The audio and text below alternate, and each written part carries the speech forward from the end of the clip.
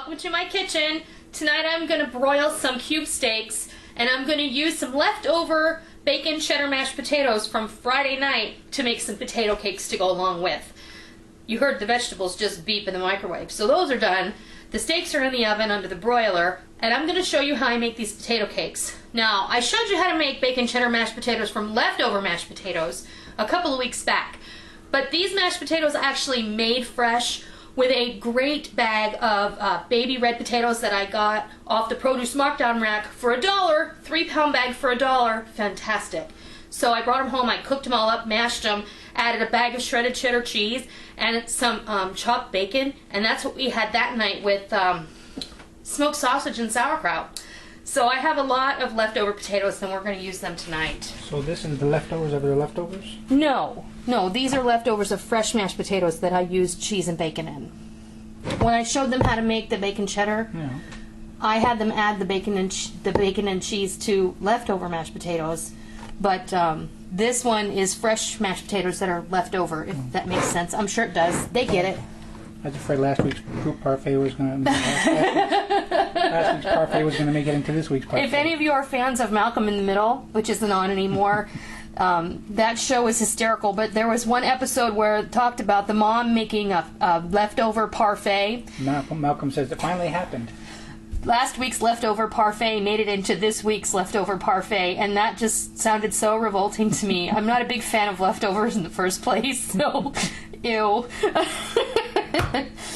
I'm going to add a couple of eggs, and you can guess that I've just come home from work. Of course, ran to the grocery store. I'm also going to add a bit of flour. This is just some Wonder Flour. What I'm going to do is probably about a half a cup in total. They use regular flour? You can use regular flour. And hit it with some black pepper, even though I probably did that when I first made it. And I'm going to get my hands in here, so cooking is not for sissies. And getting your hands into your food can help you absolutely understand it a little better. And you're sissy at the door. I'm just going to mix this in here. So I threw in 2 eggs. I don't know, there was probably 3 or 4 cups of mashed potatoes in there. And it's a little loose, so I'm going to add some more flour.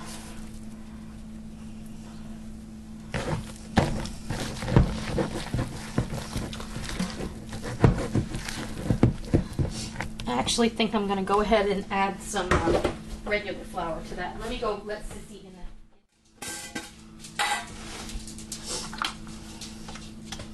This just seems a little wet to me, so I may actually add the equivalent of a cup of flour. So,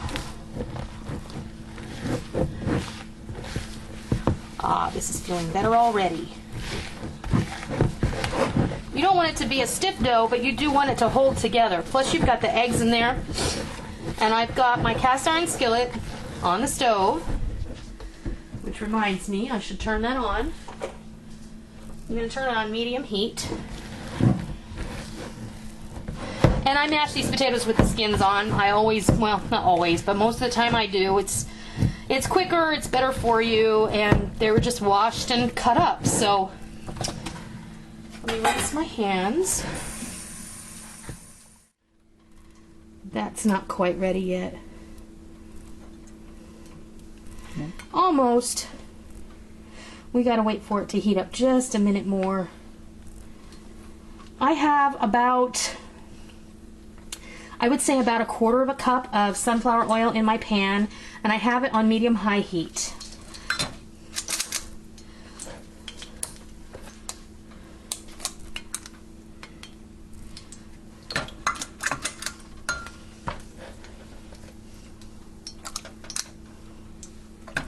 That's not quite hot enough yet, but I'm going to grab my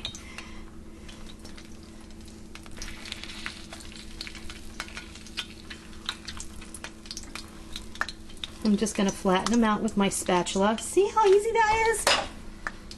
But I would like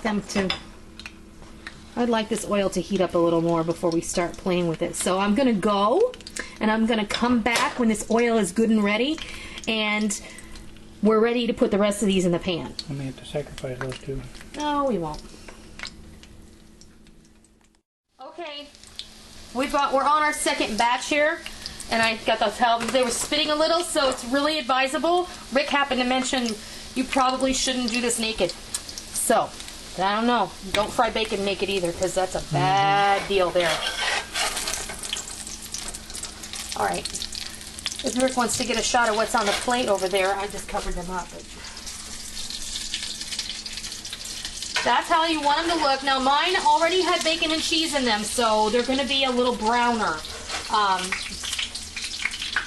Because the cheese is going to turn crispy. It's going to almost be like a frico. If you don't know what that is, it's frico is if you took Parmesan cheese, shredded fresh Parmesan cheese, and put it on a baking sheet with a non-stick silpat and put it in the oven and just let it melt.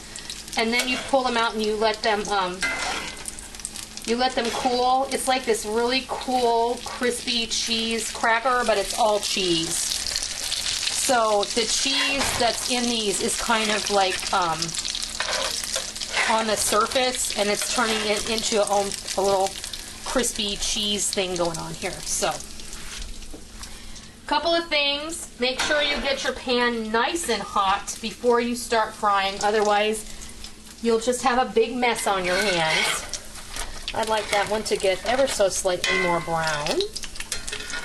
And if you do this in a cast iron skillet, don't walk away from it. Make sure that you get this skillet nice and hot before you start putting them in here. Unlike me, because I didn't wait long enough for it to heat up first. And then you're just waiting on everything. So that's no fun. If you wait for it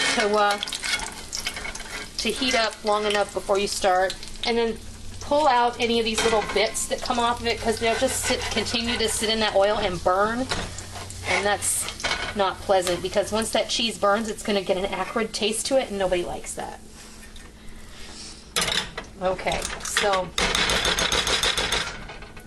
let's do a few more in here. Oops. Last batch. This should be the last batch. That is how you want your pan to sound when you drop them in there. It's not the last batch. We probably have a couple more in there. All right. And just flatten them with your spatula. Like that.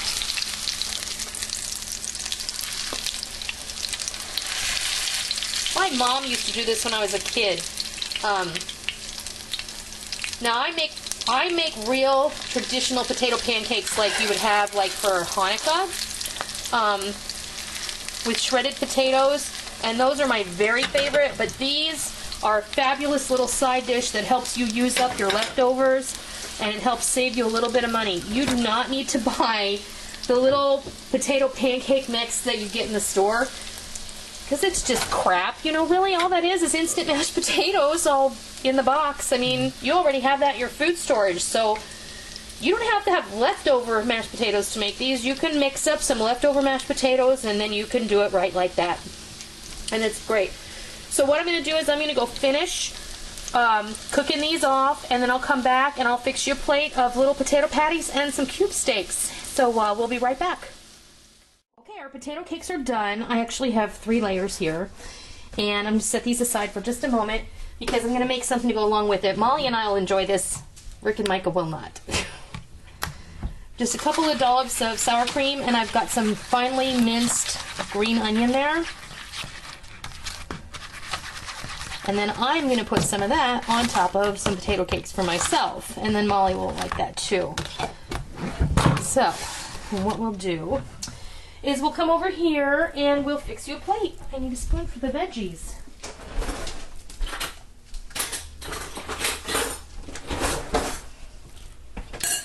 Let's see.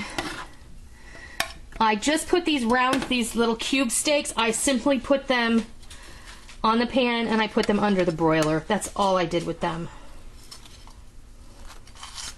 And these potato cakes look fabulous. They smell really good. They don't taste too bad either.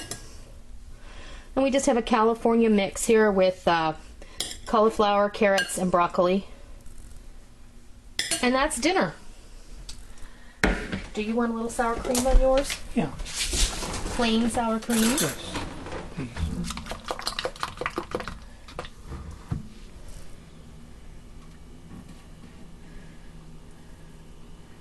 There you go. And then I'm gonna fix just a little plate with a couple of potato cakes just to show you what it looks like when we put the sour cream and green onion sauce on there.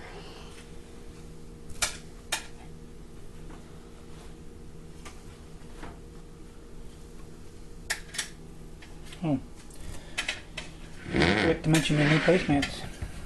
Your new board. Oh yeah, I did get a couple of new placemats because Walmart got all of their seasonal stuff out. Bad glare. So I love the seasonal stuff. It's just fun.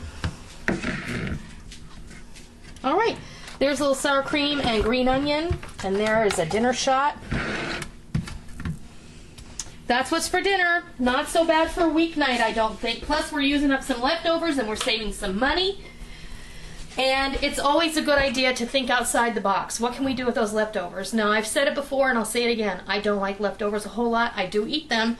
That chicken cacciatore that we made in the crock pot yesterday, I took it to work for lunch today and it was really good.